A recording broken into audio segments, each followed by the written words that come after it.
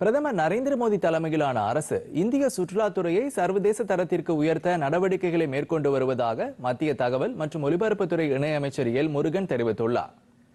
இது தொடர்பாக எக்ஸ் வலைதள பக்கத்தில் வெளியிட்டுள்ள அவர், சீரிய தொலைநோக்கு பார்வை கொண்ட மத்திய சுற்றுலாத்துறையில் 3295 கோடி ரூபாய் மதிப்பிலான திட்டங்களுக்கு ஒப்புதல் வழங்கியுள்ளதாக தெரிவித்துள்ளார்.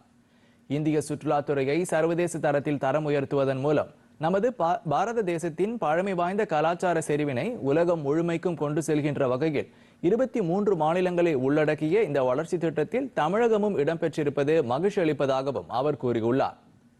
மாமல்லபுரத்தில் அமைந்துள்ள நந்தவனம் பாரம்பரிய பூங்கா பகுதியின் மேம்பாட்டிற்கு 99.67 கோடி ரூபாயும், ஊட்டியில் தேவாலா மலர்கள் பூங்கா பகுதியின் மேம்பாட்டிற்கு 70.23 கோடி ரூபாயும், தமிழகத்திற்கு மொத்தம் 170 கோடி ரூபாய் நிதியை பிரதமர் நரேந்திர மோடி ஒதுக்கியிருப்பதாகவும், இதற்காக தாம் தமிழக மக்களின் சார்பில் பிரதமருக்கு நன்றி தெரிவித்துக் கொள்வதாகவும் அமைச்சர் எல் முருகன் தெரிவித்துள்ளார்.